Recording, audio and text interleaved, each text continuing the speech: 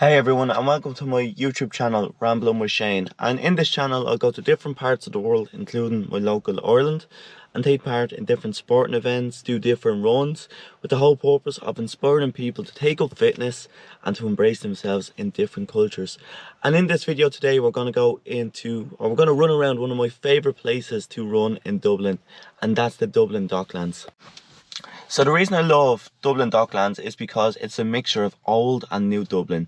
You have all the cottages, all the old historic landmarks on one side, and then you have all the modern new buildings on the other.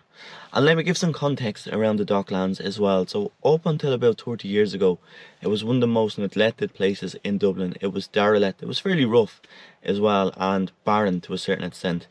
But what happened was the Celtic Tiger happened in Ireland, and loads of foreign investments start flooding into the country from the likes of large multinationals.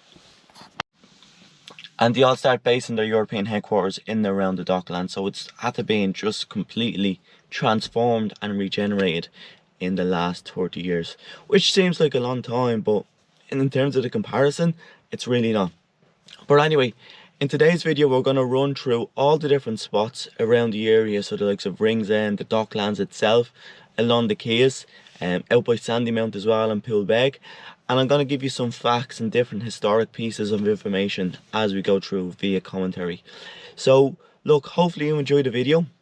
If you do, like and subscribe, and if you don't, give me your feedback, and I will see you on the next one. So we start off here at the River Dodder, which is one of the main rivers in Dublin along the Liffey and Tolka River. The Dodder, if you translate that to Irish, means black stream, and it starts off in the Dublin Mountains, passes through Tallaght, and it ends out at Ringsend. So that's the Aviva Stadium there on our right hand side, the home of Irish football and Irish rugby. And now we're in Sandymount, a suburb in the south of Dublin, and one of the most wealthiest suburbs as well, with the average house price being €730,000.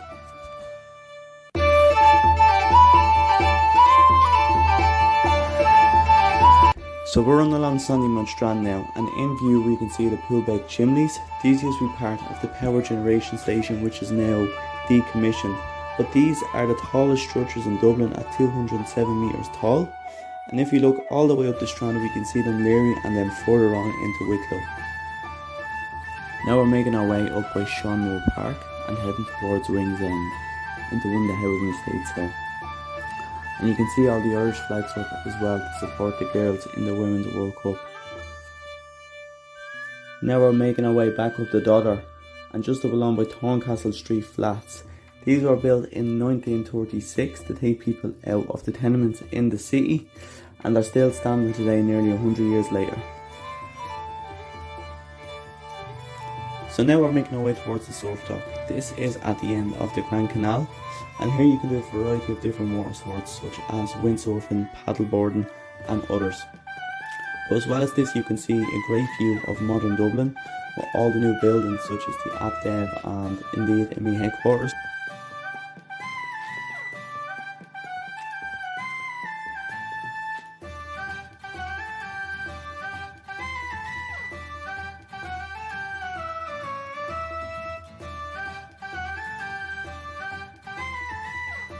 So now we're on St John Rogerson's Quay, and on the other side of the Liffey we can see the Central Bank of Ireland and the Convention Centre.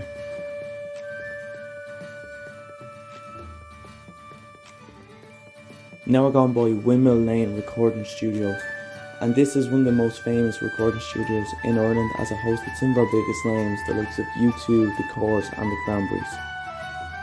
So now we're running by Grand Canal Square, and we can see the red poles. So the red poles were erected in 2008 to represent its old historic site, the gasworks, and it's supposed to represent the flames from that. But they were a reminder to the city of its industrial past and its vibrant present.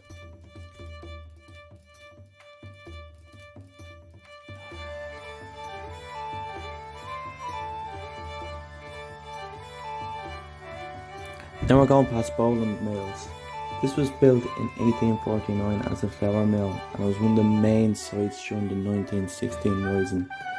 Since then it's been converted into office space and apartments for Google, and should be open now at the end of 2023.